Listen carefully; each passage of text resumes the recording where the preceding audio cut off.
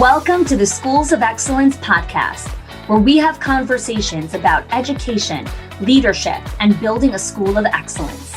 The goal on this show is to bring you clarity, up-level your mindset, and give you practical strategies and inspiration so you can show up with confidence and trust your decision-making. I'm Chani Wolshansky. I'm a mom of 4 under 10, a former New Yorker, and been in the early childhood field my entire life. And I'm so grateful that you've joined me for this conversation. Hello there, and welcome back to the Schools of Excellence podcast. We are in the midst of our series on decoding your school culture. So part 1 was all about understanding the cultural tension decoder, which is our signature framework that I've developed on how to help leaders understand the emotions and behaviors and beliefs inside of their organization to help them decode what's actually going on inside of their organization and how to make good decisions about what they should be focusing on, what skills they should be developing, and how to coach their teams. And so we're going to be fully unveiling what this Tension Decoder looks like at the Summit of Excellence, which is our live in-person event, February 28th, March 1st and 2nd in Miami, Florida. If you're interested in being there, we have a couple of spots left. It is only for 45 people, for owners and directors. And if you're interested, there is a link in the show notes to check out our Directors Inner Circle and Owners HQ program, because this event is for members and their teams only. So last week we started talking about what drama-free leadership looks like. And I started to explain a little bit about the symptoms of drama inside of an organization. So last week we spoke about criticizing and complaining as a big symptom of drama inside of your organization. We spoke about gossip, and we also spoke about playing the victim. So if you have not had a chance to listen to that episode, definitely go ahead and listen to that. You can listen to it after you listen to this one, if you'd like as well. So let's go into the 4th symptom of drama inside of a culture is manipulation. Toxic people are extremely selfish. They do not have qualms whatsoever about manipulating others into doing things that will benefit for them. They're scheming, they're devious, they're cunning, and they are always thinking about themselves and finding ways to gain benefits for themselves, often at the expense and cost of others. So Chrissy was a really smart teacher when I introduced you to Chrissy. And the parents loved her, and she always did amazing activities with the children inside of her classroom. She was really creative, and a lot of the teachers looked up to her. But there was a dark side to Chrissy. She was extremely manipulative. She always got her way. And it started to create a vibe with the teachers. They were afraid of her. They would do anything just to make her happy. And I noticed this because on a few coaching calls that I had with the director, Leah, she kept talking about this one teacher over and over again. It was like as if she was like possessed by this teacher. It was the only thing that she could talk about. And Leah kept speaking about this feeling of unrest that was really going on in her center, and it was taking a toll on Leah's health. So Leah and I started to talk about what would it look like if this teacher, if Chrissy wasn't there.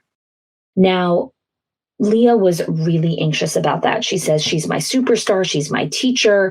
The parents all love her. She, helped me open the school. Like, I really can't lose her. So one of the processes that I helped Leah work through was our process in Schools of Excellence of when to know when it's time to fire an employee. This is a question that I get very, very often inside of our Directors Inner Circle and our Owners HQ program. When is enough enough? When do you know if it's time to fire an employee? When is it like, okay, we're done. I've coached. I've done all the skills, like we're done. So as we started to work through that process, Leah became very emotional and she was crying. And she's like, listen, she's one of my best teachers. The parents love her. I'm short-staffed. I can't lose her. So like I said in the previous episode, I don't tell people what to do, right? I invite them to think about what they already know inside of them. And so I coach them with questions, right? Like I said in the previous episode, and I say this very often, tips and tricks is the lowest form of advice. The highest form of coaching and advice is questions. So I said to Leah, I said, listen, everything has a cost in life. What will it cost you to keep her? right? Right now, you're only thinking about what it will cost you to lose her, right? You're short-staffed. Now you're going to have to go find a teacher. The parents love her. You're afraid of the backlash, blah, blah, blah, blah, blah, blah, blah. I have a different question for you. What will it cost you to keep her? What will it cost your physical health? What will it cost your marriage? What will it cost your emotional, mental well being? What will it cost your own children, right? You're a mom. You have 4 young kids. I think she was actually pregnant at the time with her 5th. What will it cost your school culture? I want you to give me a price on each of these things and then decide, is it worth it to keep her? Only you can make that decision. Leah took a week and came back to me. And she told me, what would it cost her health? What would it cost her marriage? What would it cost her well-being? What would it cost her parenting? What would it cost her culture? And I said, okay, now the question is keeping her worth the price that you're going to pay in all of those buckets? Leah let her go. She let Chrissy go. And she grieved for a very long time. She grieved the feeling of being used and abused and taken advantage of. She grieved the shame around feeling like she should have seen it earlier. She grieved the trust that she lost in some of her team. She had a lot of stuff to work through. And myself, my team, and the community was there for her. We were there for her during that season. My team mailed Leah a special self-care package so that she could nurture and take care of herself after this really difficult experience. Nobody talks about this. Nobody talks about the impact that drama, like manipulation from a teacher, has on the director and on the owner. Because when you finally let the manipulator go, when you finally let go of the drama, you also have to navigate all the grief associated with it. Manipulators are master manipulators for a reason. They play with your emotions and your brain. And it's rough. After she finally let her go, one of the teachers actually came over to her and said, "Thank you. We all feel a little safer now." So that's manipulation. That is a symptom that you have drama inside of your culture. So let's go to the final one. Inconsistent actions and behaviors. Inconsistent action and behaviors is a little bit harder to spot, right? It's a little bit easier to spot gossip or, someone who's always complaining. It's a little bit harder to spot these inconsistencies. And it typically takes a while to actually see 1 second, this person's really inconsistent. Toxic people tend to behave really inconsistently and leave others in their wake of what just happened, right? One day they are super chill and the barista gets them their coffee and then the coffee is wrong, but they're like, it's okay, don't worry. And the next day they go to Starbucks and the barista gets their order wrong and they blow the top. They have a temper, they become verbally abusive. These extreme behaviors are very scary to witness because the inconsistencies lead to confusion. And people around them are like, oh God, is she going to blow her top? Is she not? Is she going to be okay? What's going to happen? Right? These are the people that in bars, people play bets on, right? I bet you $5 that they're going to lose their mind if he gives him beer instead of cider. That's what goes on, right? It's their inconsistency. Toxic people behaviors is often influenced by their mood, and they have an inability to deal with the issue that caused them to become upset in the first place. Low emotional regulation. Again, episode 99 on the Schools of Excellence podcast, emotional regulation. And so what happens is with these people who are inconsistent, they take out their frustrations on everyone around them. Okay?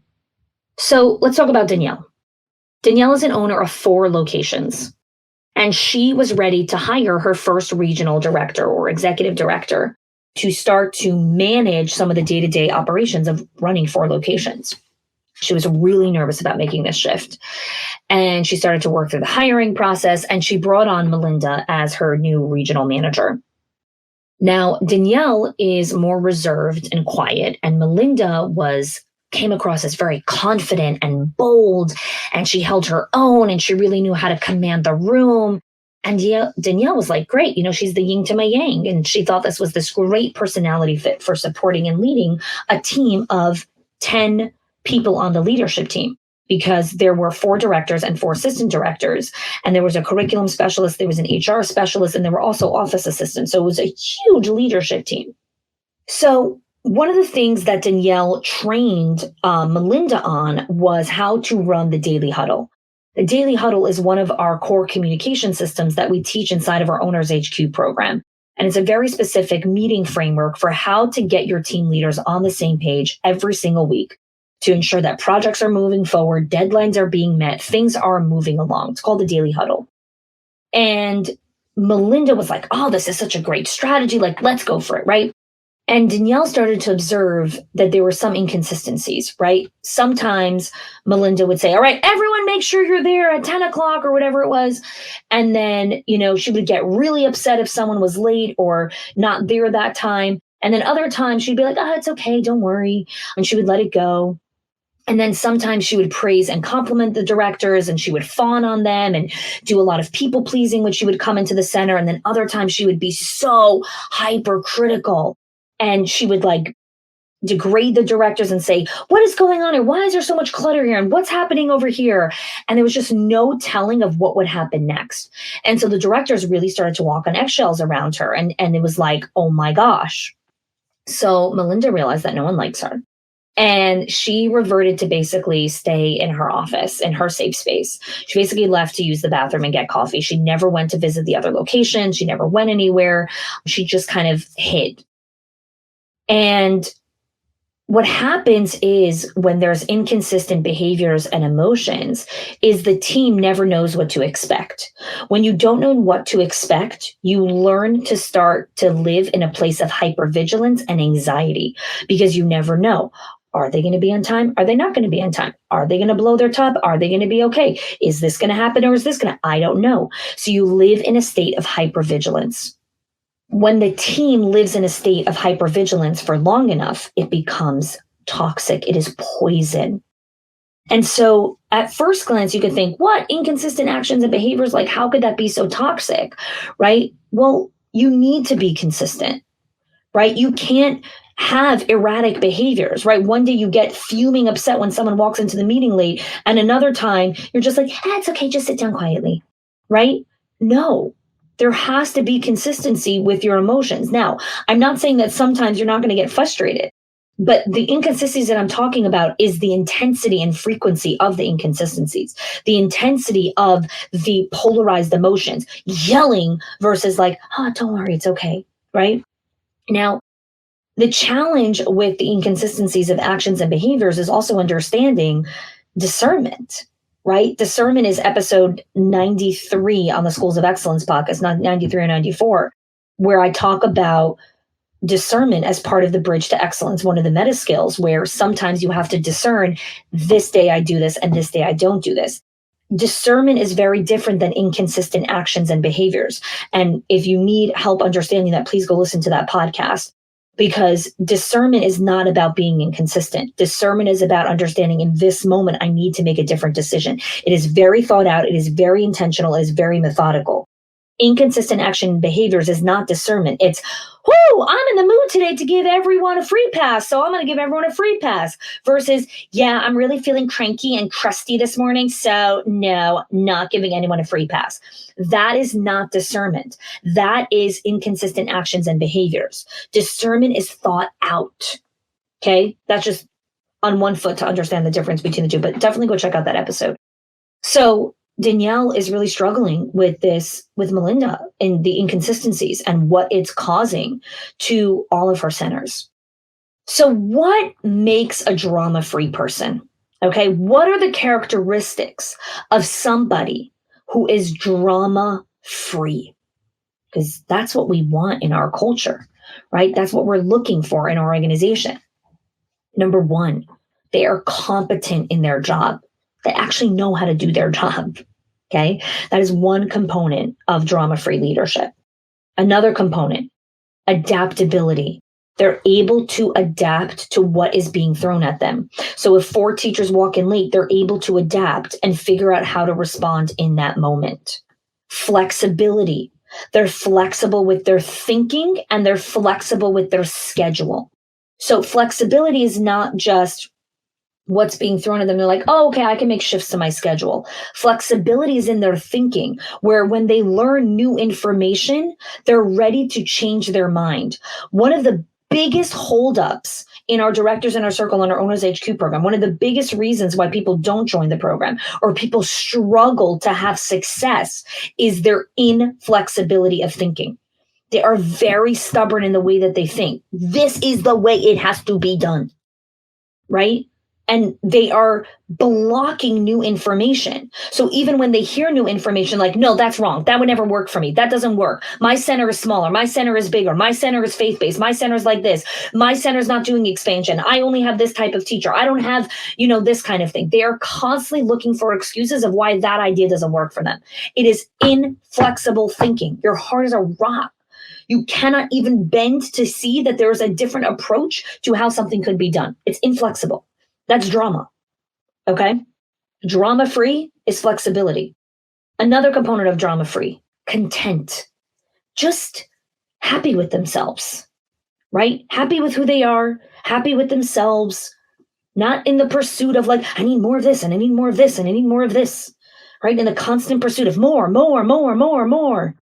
They're content, they're happy. Maturity. Now, maturity is huge, right? So many components to look at maturity, but maturity is they know who they are, right? They're mature about the way that they respond to things. My son is in 7th grade and he has a phenomenal teacher this year. I'm so grateful. And one of the things that his teacher was coaching, the teacher, one of the things that makes this teacher amazing, right? I just realized I said this teacher is phenomenal. Let me tell you why he's phenomenal. One of the things that I find that make a great teacher is they have a holistic approach to education. And this teacher coaches a lot on interpersonal behaviors between the boys. So Mendel is in a only boys school. He goes to LEC, which is the Lubavitch Educational Center in Miami.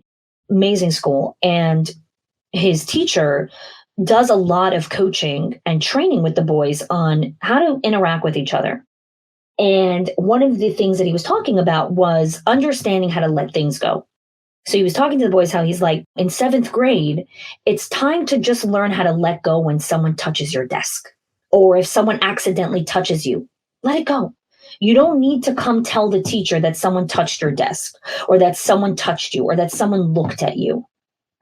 So Mendel came home and he was like laughing about it. He's like, some kids in the class, they're really immature. They still come to the teacher about these kinds of stuff.